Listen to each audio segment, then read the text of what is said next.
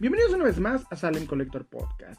Yo soy Salem y espero que la estén pasando muy bien este delicioso viernes y más que nada porque hoy toca podcast. Así que antes de comenzar me gustaría pedirles un favor, si no están suscritos al canal Salem Collector, por favor suscríbanse, denos like, compártanos, eso nos ayudaría bastante. Y si estos podcasts te gustan mucho, recuerda que los estoy subiendo primeramente a Spotify antes de YouTube, así que búscame como Salem Collector en Spotify y vas a encontrar mi podcast y va a estar muy padre porque lo subo primeramente ahí y después ya a la tardecita pues a YouTube. En fin, el tema de hoy inicia con una pregunta que me hice investigando acerca del origen de las figuras de acción. Y la pregunta es: ¿por qué existen figuras de acción femeninas? Esta pregunta es interesante porque estamos hablando acerca de figuras de acción, no de muñecas. Y dada la demanda que tienen a nivel internacional las figuras de acción femeninas en comparación a las figuras de acción masculinas, pues es bastante considerable, ya que están muy por debajo de lo que usualmente vemos. Y más que nada, las mal llamadas peg warmer, que vendrían siendo las calientarrendijas. Es decir, este tipo de figuras de acción que tienden a venderse menos, usualmente son de figuras de acción de mujeres. Y es curioso porque aunque a nivel, a nivel internacional, a nivel económico, no sean el mismo negocio que las figuras de acción masculinas, aún así existen. Y la pregunta cae en ¿por qué? ¿Por qué existen estas figuras de acción? La respuesta que encontré fue demasiado interesante y he decidido compartírselas. Antes de comenzar me gustaría platicarles que usualmente cuando hago un podcast manejo la temática cuando ya salieron las figuras en venta. Es decir, casi no me enfoco en la situación antes de su salida. ¿Ok? No me enfoco qué hacen los diseñadores, los encargados de marketing, etcétera, de las figuras de acción antes de sacar el producto a la venta. Siempre me enfoco en del después, es decir, cuando ya termina todo lo que vendría siendo el proceso y ya se pone de venta en las rendijas.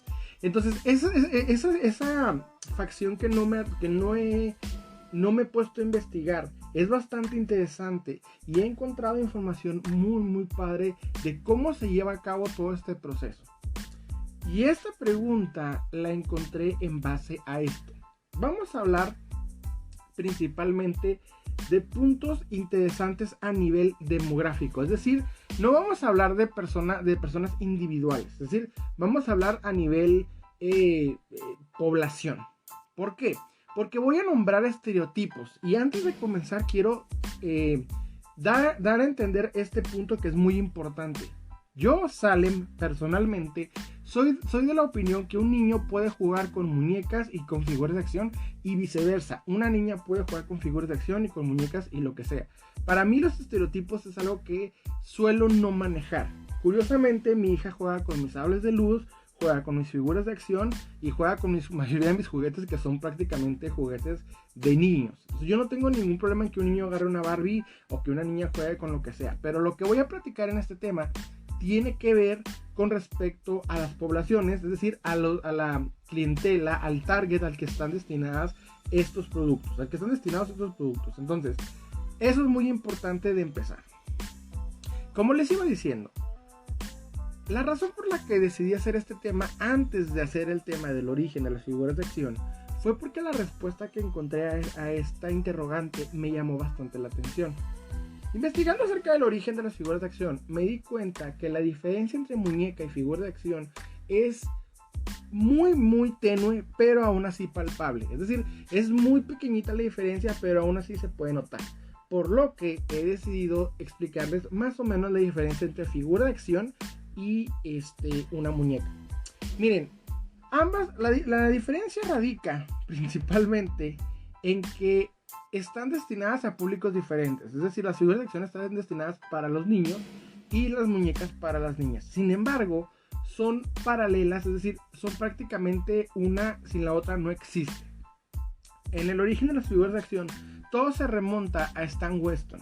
Stan Weston era un inventor, el cual al ver a Barbie, al observar todo ¿cómo decirlo? la euforia que causaba Barbie, cómo las niñas tenían esta muñeca tan famosa que ha revolucionado el coleccionismo y todo el juguete desde su historia, decide hacer una versión pero para niños, porque antes de esto lo más unisex que había eran el señor cara de papa, ¿okay? Y en aquel tiempo era una papa, literalmente, estamos hablando de los 60s. Era una vil papa que tenía caritas, ojitos, o sea, en eso consistía el señor cara de papa y era el muñeco más unisex que existía.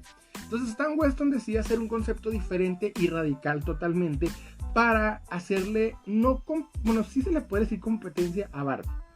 Entonces Stan Weston tiene la idea de hacer ahora muñecos, pero la temática que más se le ocurrió para que fuera más varonil o más, en estos tiempos obviamente, más, un poquito más, ¿cómo decirlo?, ruda, se le ocurrió la temática de la milicia.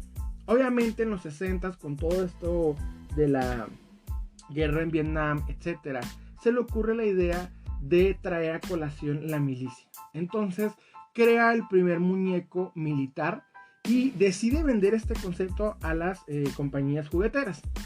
Va a varios lugares, lo rechazan y de pronto llega Hasbro. Hasbro le encanta la idea y decide comprarle de manera muy económica esta idea.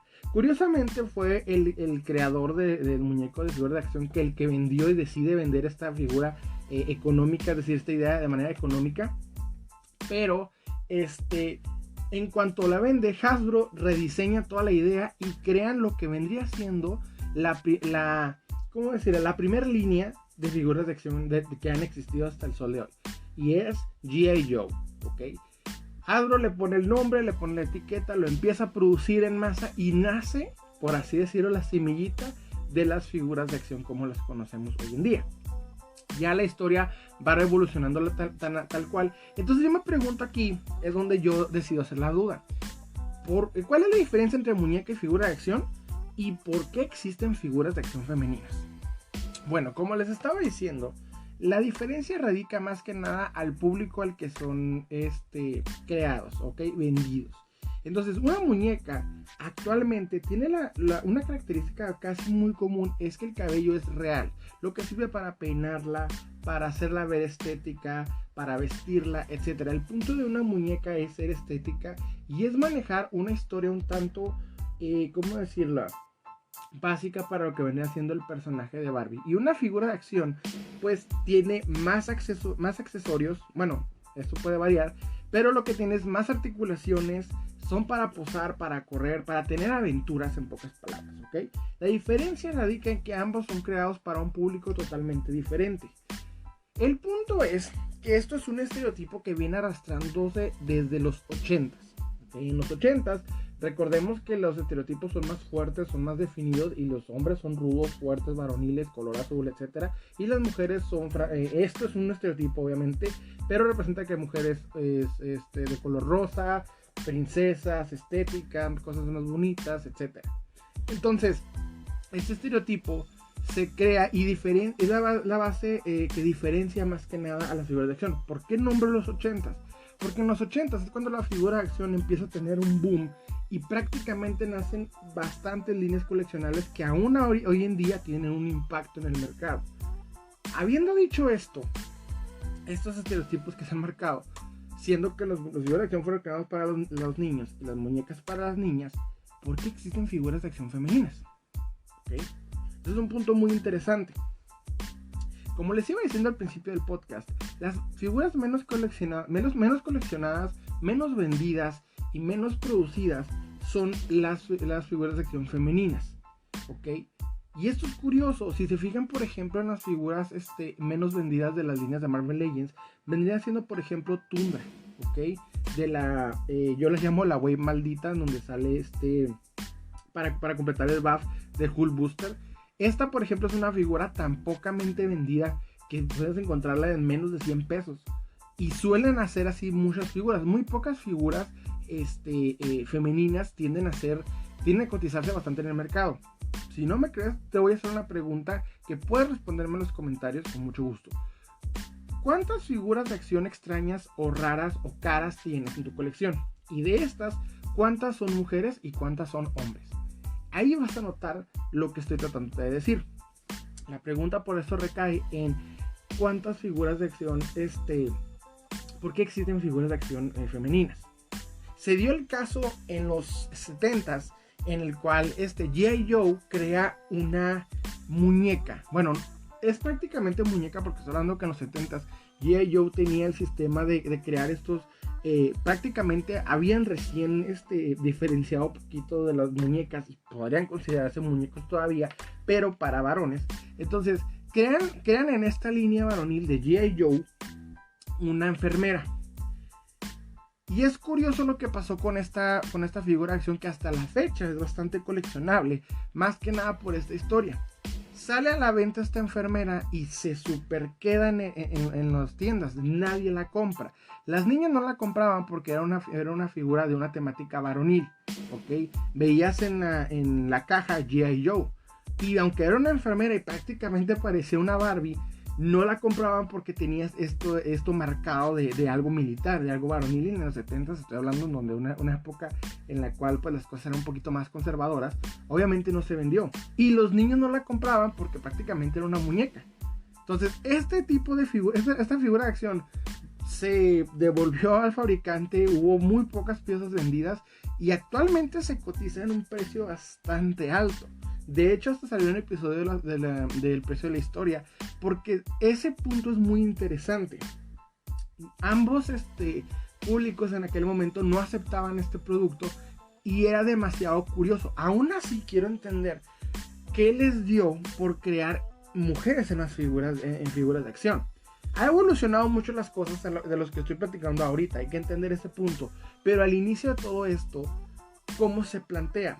Nosotros los coleccionistas no nos fijamos en que si son hombres o mujeres las figuras de acción, nos fijamos en el personaje, ¿ok? Porque no es lo mismo tener una figura de acción de Rose de Star Wars a tener una figura de acción de Leia o de Rey, ¿ok? Incluso de alguna otra mujer de Star Wars, pero Rose es un personaje tan poco coleccionado, tan poco atractivo en el sentido de historia, de trama, que la gente realmente no se identifica con ese personaje y de hecho la figura es muy poco vendida. Entonces, habiéndote dicho esto, ¿cuántas figuras de acción en comparación, es decir, raras caras que se cotizan son de mujeres y cuántas son de hombres? Eso es una historia o un punto muy curioso.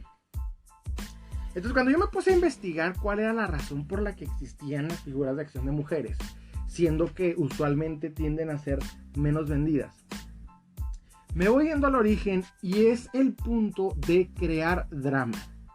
Ok, me vas a decir, bueno, ¿y qué quiere decir esto de crear drama?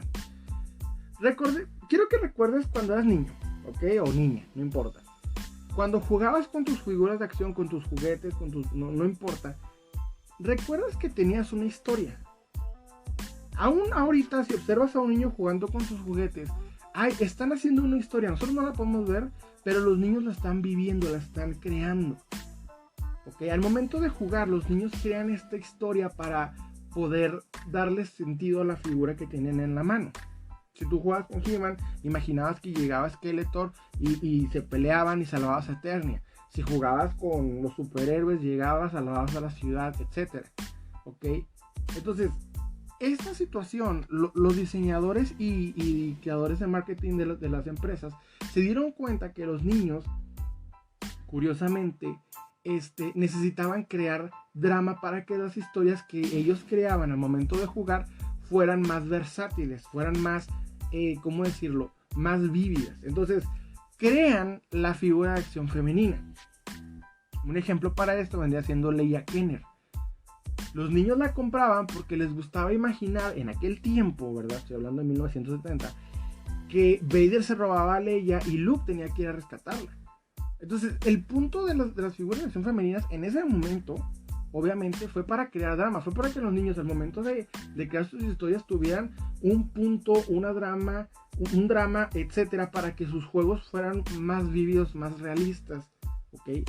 Y es curioso, porque aunque la figura de acción femenina sigue siendo, o sea, pues es algo que un niño no jugaría, no se sentiría identificado en aquel momento. Ahorita pues las cosas son más modernas, muy diferentes, Obviamente en ese momento servía para crear una dicotomía, para que los niños pudieran sentir su historia. Y esto es muy interesante porque si se fijan en la mayoría de las líneas coleccionables antiguas, ochenteras, veías por lo menos una mujer en cada línea coleccionable. En el caso de la línea de Masters of the Universe veías a Tila. En el caso de G.I. Joe veías varias soldados mujeres. Y en el caso de Star Wars, obviamente Leia y varias versiones de la misma. Entonces, existían estas figuras de acción femeninas para crear este drama, esta dicotomía, y que los niños pues tuvieran una aventura más diferente. Obviamente ya no estamos en aquellos entonces, estamos en 2020 y las cosas son totalmente diferentes. Aunque ya para este punto no sé si está escuchando este podcast aún en 2020 o ya en 2021, pero el caso es de que son tiempos más modernos. De hecho, actualmente ya la mujer no se representa como un ser que tienes que salvar. Actualmente es incluso la heroína, pero esto sucede incluso hasta ahorita en los tiempos modernos. La película de... No sé si ya salió para este momento la película de Scarlett Johansson, está Black Widow. Pero por ejemplo, cuando Marvel Legends saca la wave de esa película, solo son dos mujeres, y eso que la película trata de una superheroína mujer. Las demás figuras son hombres. Entonces, en esa wave, que es una wave hecha para superheroínas, de una superheroína, perdón, curiosamente, aún en la sección de figuras de acción solamente se vendieron, menos de la mitad son mujeres, y eso que pues la trama trata de más mujeres. Y misma situación, por ejemplo, en la mercancía de Wonder Woman. Vemos que cuando sale una wave de McFarlane, por lo menos hay una Wonder Woman, pero los demás son prácticamente Batman. Bueno, y eso porque McFarlane ahorita solo está sacando Batman. Pero, o sea, incluso en Mattel, etcétera, por lo menos hay una sola mujer o dos. A lo mucho llegan a haber 3 en cada wave, pero siguen siendo pocas. Y es curioso, porque en su mayoría, pues, puedes ser muy fanático, por ejemplo, del personaje. Puedes comprar una Hot Toys de Wonder Woman, puedes comprar una Hot Toys de Black Widow, etc. Pero aún así, se venden mucho menos en comparación de las figuras de acción sobre personajes masculinos. Y esto es porque aunque exista este pensamiento más moderno, los niños lo ven de manera muy diferente y hasta inocente. Y en el caso del coleccionista, se enfoca más en ciertos detalles que busca del personaje antes de fijarse en el sexo o crear una historia del mismo. Entonces el coleccionista no busca crear una historia, a lo mucho puede crear un diorama, pero no una historia con los personajes. Lo que le importa es poder obtener a ese personaje que le gusta y poder completar una colección o un detalle o una imagen. Entonces eso es un punto muy interesante. Entonces, aquí, aunque nosotros lo podamos ver de una manera más moderna, los juguetes son hechos para audiencias diferentes, y aunque nosotros seamos coleccionistas de esto, siguen siendo juguetes. Sin embargo, es muy curioso cómo, aún habiendo evolucionado de ciertos puntos diferentes, las figuras de acción siguen teniendo esa misma, ¿cómo decirlo?, sencillez que al momento de ser creadas. Stan Winston, cuando crea la idea de la figura de acción y vende su idea a Hasbro, inicia un punto muy interesante entre las figuras, entre los juguetes de niños y niñas. Barbie, incluso habiendo evolucionado tanto, maneja este mismo sistema. Me voy a referir a todas las muñecas como Barbie porque la verdad para mí es como en el caso de Hot Wheels. O sea, si vas a hablar de carritos, hablas de la compañía mejor y más famosa que vendría siendo Hot Wheels. En este caso, la compañía mejor y más famosa de las muñecas pues es obviamente Barbie y Mattel. Entonces, incluso en esta misma línea hay pocas figuras hay pocas muñecas de hombres, y existen. Y es curioso porque hasta Barbie es extremadamente universal. Por ejemplo, existe versiones de Star Trek, de Spock y de el Capitán Kirk, y a mí me gusta mucho porque aunque son Barbies, pues son prácticamente los personajes. Y de hecho, en la época de la mercancía de Batman v Superman me tocó ver no sé si un 2-pack o cómo decirlo en ese tipo de coleccionables, pero existen versiones de Batman y Superman Barbie. Entonces, ¿cómo podemos llamarlo en este caso? Siendo que pues son muñecas, pero son de personajes masculinos y con articulaciones, etc. pero siguen siendo Barbies. Entonces es muy curioso ese punto. Yo creo que eso es algo más como para coleccionistas, porque el coleccionismo de Barbie es algo muy muy complejo, que yo la verdad respeto mucho a los coleccionistas de Barbie porque es universal. De hecho, mi esposa empezó a coleccionar Barbie y la verdad lo que yo he estado viendo, investigando, me deja sorprendido, anonadado, porque la verdad es desde el punto vintage hasta lo moderno, hasta lo más, ¿cómo decirlo?, extravagante, pues me deja impresionado. Hace poco, por ejemplo, estaba viendo con esto del Día de Muertos, la salida de una versión de Barbie de Día de Muertos, que aquí el punto que tiene esta muñeca es los detalles, es la fecha, y es una cosa increíble. De hecho la vi y dije, wow, o sea, como fanático de los juguetes debo admitir que es bastante interesante.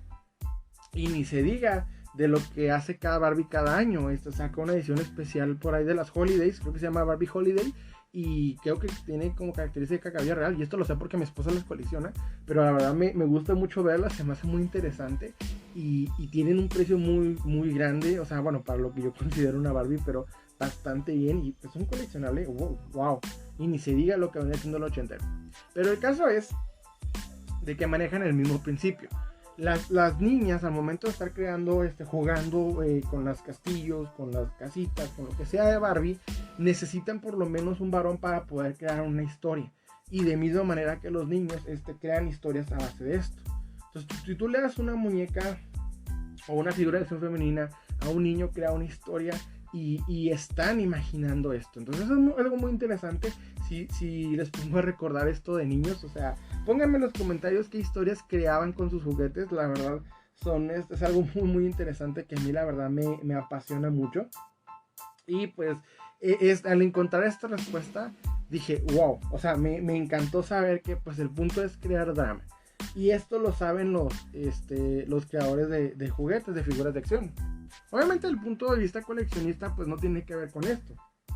Si tú coleccionas figuras de acción femeninas, obviamente es por un punto específico, ya sea por atracción a la figura, por atracción al personaje, para completar una colección, etcétera. O sea, no nos fijamos en ese punto, pero me hizo muy curioso cómo pues un niño no realmente colecciona, sino busca jugar, y cómo es que en su juego entra una figura de acción, entra una historia, una mujer. Obviamente se me hace muy interesante, y más que nada en una época más conservadora. Ya ahorita las cosas han cambiado, de hecho los niños casi ya ni juegan con figuras de acción, entonces, pero aún así creo que es muy interesante, y más que nada cómo pues los niños jugaban, manejaban esta idea, ¿verdad? De historias, de crear realidades alternas, cómo tenían participación. Yo creo que ahorita un niño ya realmente no juega tanto con una muñeca para ser salvada, o una figura de acción de mujer para ser salvada, sino como una heroína, porque ahorita el cine, los cómics y todo le ha dado un lugar muy interesante a las mujeres, y creo que está muy padre eso. Y más que nada porque pues ahorita yo veo por ejemplo a Wonder Woman como una mujer poderosa, y creo que un niño ahorita jugaría como lo que es una heroína. Entonces es algo, un punto muy interesante. Ya no es rescatar a la princesa, sino también el equipo, el ser superhéroes, un equipo de superhéroes como los Avengers, como en la Liga de la Justicia, etcétera, y ya son más que pues, ¿cómo decirlo?, damas en peligro, sino más bien compañeras en la acción. Entonces eso es muy interesante, cómo ha ido evolucionando a través de las épocas, y cómo nosotros los coleccionistas vamos variando también esta idea. Actualmente las figuras de acción, por ejemplo en el caso de Marvel, lo que viene siendo la figura femenina, la base es bastante sencilla, y hasta un poquito, yo diría, de menos calidad que la de los varones. Existen por ejemplo en las de los varones bases muy padres con muy buenas articulaciones, pero creo que en la parte de las mujeres sí hay mucho que evolucionar.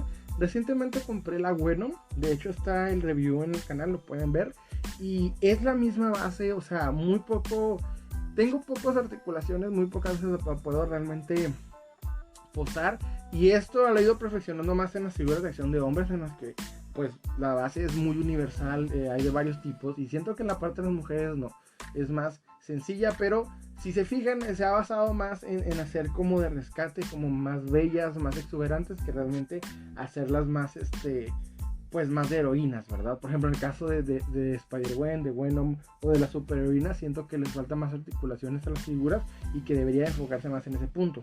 McFarlane, de diferencia, ha sacado muy pocas figuras de acción de femeninas. Va a empezar a sacar, por lo que estoy viendo en las noticias, pero la verdad aún también le falta enfocarse bastante en eso.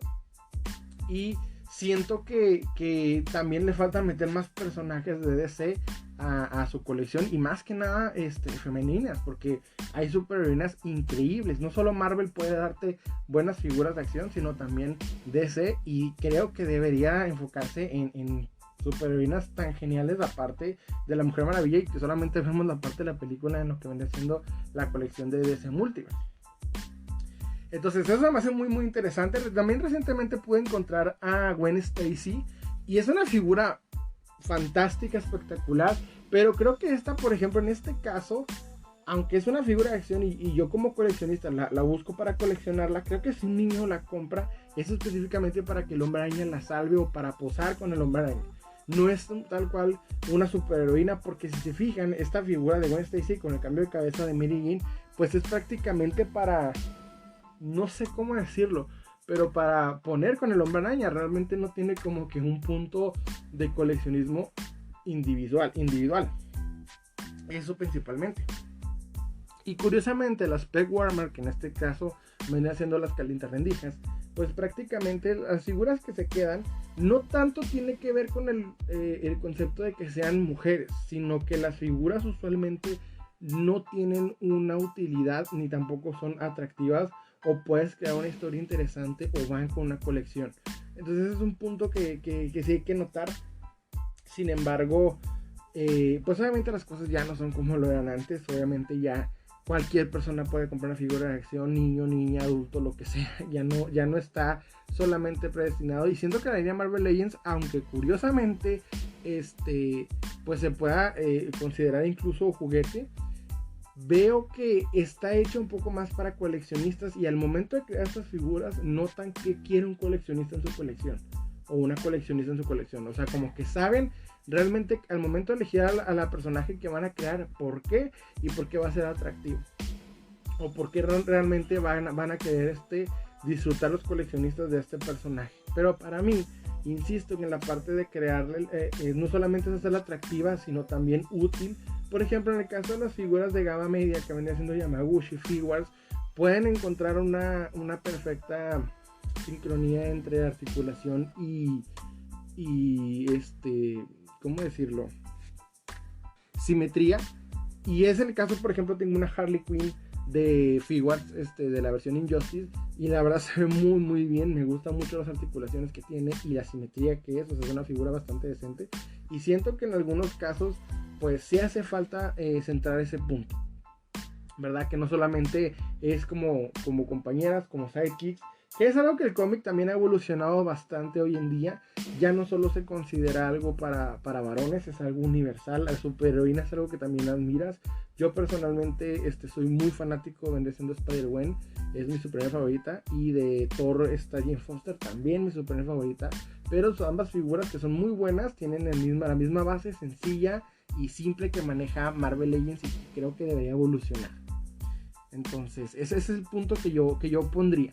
Y las cosas pues ya no son como lo eran antes. Sin embargo, es interesante cómo se crea esta idea de las figuras de acción femeninas para crear drama, aún después de la experiencia que tuvo Hasbro con la enfermera de G.I. Joe. Creo que no enfocó bien a qué público quería hacer las cosas, pues sin embargo pues salió bien las cosas. Obviamente las figuras de acción que se empezaron a vender después de esta enfermera ya no fueron como tan femeninas. Creo que si se fijan, por ejemplo, en el caso de Leia, tiene un blaster, y prácticamente es una similitud bastante coordinada con respecto a las demás figuras de Kenner que sacó en esa época de los 70.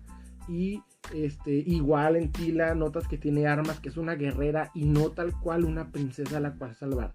Incluso She-Ra, que fue un punto muy interesante, el cual pues no quería, bueno, notaron los creadores de He-Man que había un público femenino bastante grande en el coleccionismo, en la compra de figuras de He-Man, y decidieron crear a She-Ra para que, aparte de tener las aptitudes de una muñeca y fuera para niñas, fuera una guerrera y tuviera la misma misma situación que He-Man, misma esencia de He-Man. Y bueno, eso fue todo por mi parte. Espero que les haya gustado. Los invito a darle like, suscribirse. Recuerden que abajo en la descripción están todas nuestras redes sociales, y cada viernes estamos subiendo podcast. Gracias por estar conmigo media hora. Les habla Osal y les deseo un excelente día.